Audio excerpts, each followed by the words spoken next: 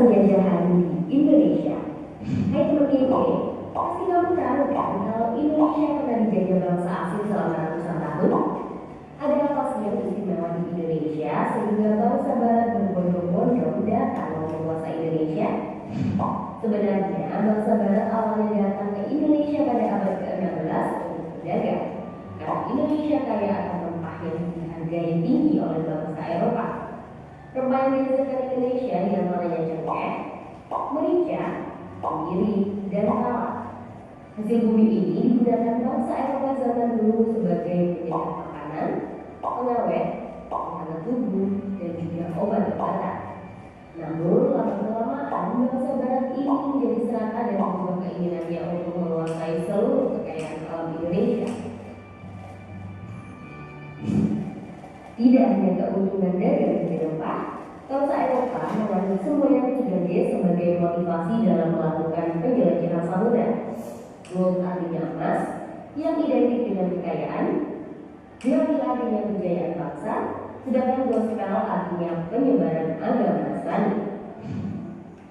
Bangsa Eropa yang pertama datang ke Indonesia adalah Portugis. Pada tahun 1511, Alfonso de Albuquerque berhasil menguasai Malaka. Selanjutnya pada tahun 1512, bangsa Portugis tiba di Maluku yang adalah sumber rempah-rempah di bawah pimpinan Antonio de Abreu. Bangsa lainnya yang juga datang ke Maluku adalah Spanyol. Terjadi perselisihan antara Portugis dan Spanyol karena sama-sama merasa menguasai Maluku. Perselisihan keduanya kemudian diselesaikan melalui perjanjian Zaragoza, di mana akhirnya Maluku dikuasai oleh Portugis. Kedatangan bangsa Belanda pertama ke Indonesia terjadi pada tahun 1596 ketika armada Cornelis de Houtman tiba di Pelabuhan Banten melalui Selat Sunda. Kedatangan teman di Indonesia kemudian disusul oleh ekspedisi-ekspedisi lainnya. Dengan banyaknya pedagang Belanda di Indonesia, maka muncul persaingan di antara mereka sendiri. Untuk mencegah persaingan yang tidak sehat, pemerintah Belanda kemudian mendirikan VOC.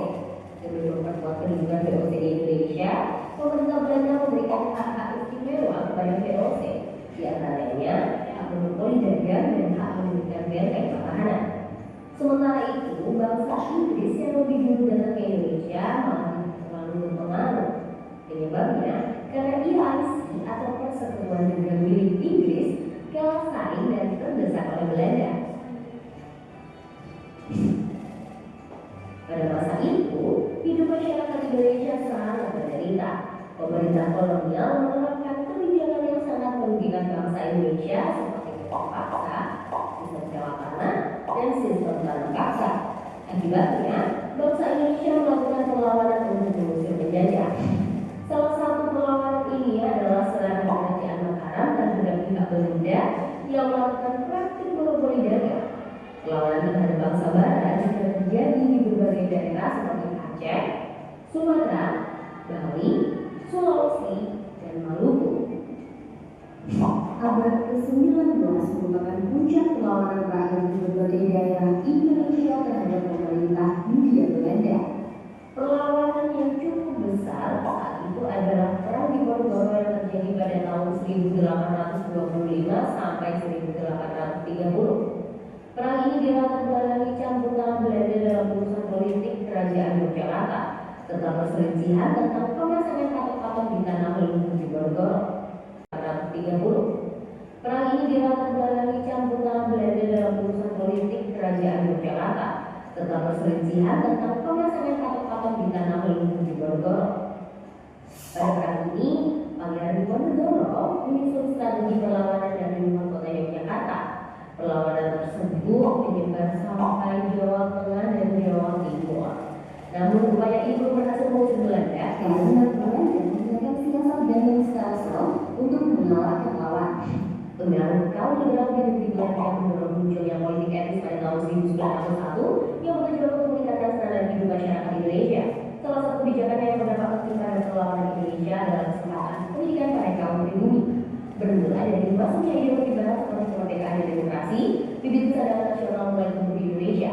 Kaum terpelajar di Indonesia mendukung datangnya era baru dalam perlawanan bangsa Indonesia.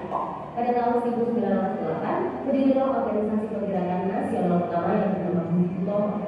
Setelah itu, berbagai organisasi lainnya bermunculan seperti Indonesia Praktis dan Perhimpunan Indonesia. Kegagalan perjuangan di berbagai daerah, rasa nasib sebenarnya, dan berkembangnya berbagai paham baru mendorong munculnya semangat kebangsaan Indonesia.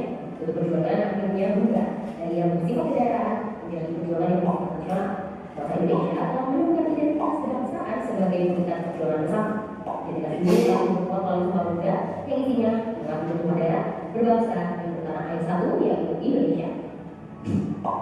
Meskipun begitu, penjajahan masih terus berlanjut hingga kedatangan Jepang ke Indonesia pada tahun 1962. Saat itu, Indonesia selalu menerima dengan adanya kerja paksa atau Indonesia. Berbagai perlawanan bersenjata di berbagai daerah kembali dilakukan untuk mengusir Jepang. Contohnya perlawanan rakyat Aceh, perlawanan di Singapura dan Indramayu, serta perlawanan merah di Blitar. Seiring waktu, semangat kebangsaan semakin keluar hingga menyaksikan rakyat Indonesia dalam berjuang untuk meraih kemerdekaan yang akhirnya diraih pada tahun 1945 dan diakui secara internasional pada tahun 1969. Wah, kalian juga ya sejarah penjajahan di Indonesia? Kira-kira apa ya pelajaran yang dapat kita ambil dari peristiwa ini? Pertama, kita harus bersyukur pada Tuhan atas kemerdekaan yang kita nikmati saat ini. Kemudian, sebagai generasi berbangsa, kita perlu bersama-sama mempertahankan dan mengisi kemerdekaan Indonesia, misalnya dengan melaksanakan pelajaran, menaati aturan, dan menaati prestasi. Terakhir, semangat juang itu dapat kita teladani lewat ujian belajar dan berusaha agar yang lebih baik lagi. Selanjutnya kita coba lihat soal yuk.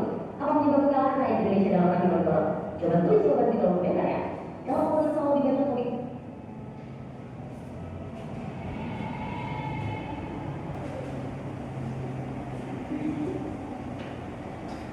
Nah, selanjutnya cara menghargai dan menghormati jasa pahlawan itu yaitu 1.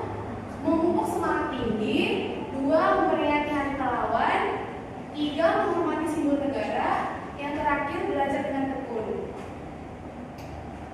Selanjutnya, keteladanan para pahlawan yaitu berani. Contohnya sikap tegas dalam bertindak dan mengambil keputusan secara tepat dan benar. Yang kedua, rela berkorban, bersedia, ikhlas memberikan waktu, tenaga, pikiran, dan harta untuk kepentingan orang lain dalam hal kebaikan. Yang terakhir, cinta tanah air, yaitu panggilan untuk mengabdi, membela, memelihara, dan melindungi tanah air dari ancaman. Nah, setelah melihat video dan penjelasan dari Bu Nida, apakah anak-anak sudah cukup jelas? Cukup. Nah, selanjutnya kita akan mengerjakan RKPD ya. Pembagian kelompoknya untuk satu kelompok berisi 4 orang. Nanti di sini ada nama kelompok, tulis nama anggota kelompok kalian ya. Setelah itu menjawab kolom soal-soal yang sudah Ibu berikan dan menarik garis sesuai dengan tokoh-tokoh pahlawan. Oke, Bu.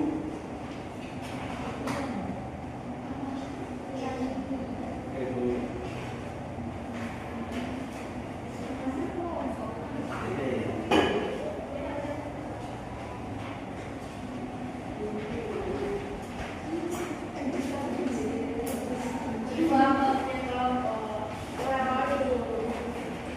Ya, siapa yang belum dapat kelompok boleh sama Elis ya.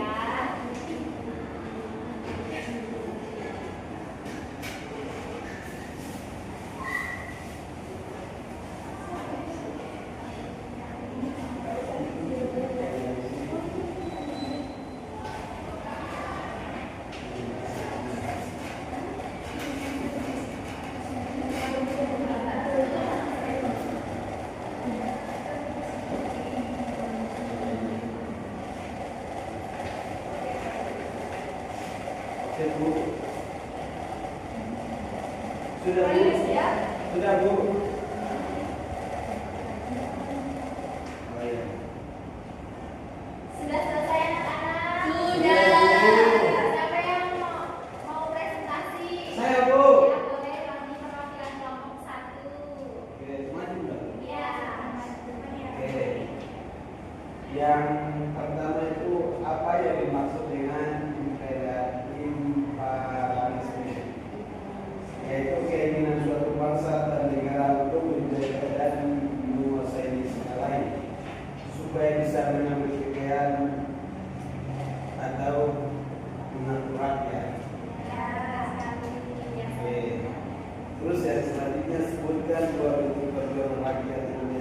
kesulitan dalam pekerjaan. Yang pertama adalah perjuangan fisik yang dilakukan di perang Diponegoro, terus perang Aceh, terus perang Papua, terus yang kedua itu perjuangan fisik. Itu boleh di itu boleh di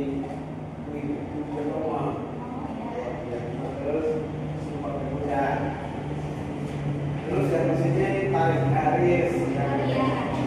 Lihat teman-teman, lihat teman-teman. Oke, jadi yang pertama itu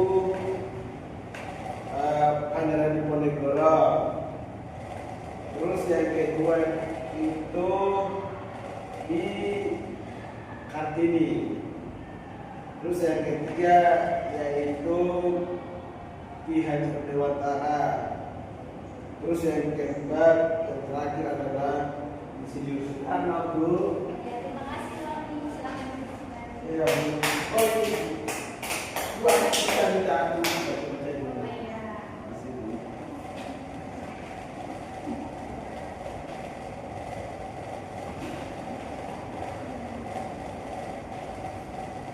Oke, sebagai penutup materi hari ini, kita akan menutupnya dengan doa. Doa dipimpin oleh Elis. Teman-teman, mari kita sebelum menutup pelajaran kita berdoa. Berdoa dimulai. Berdoa selesai. Terima kasih.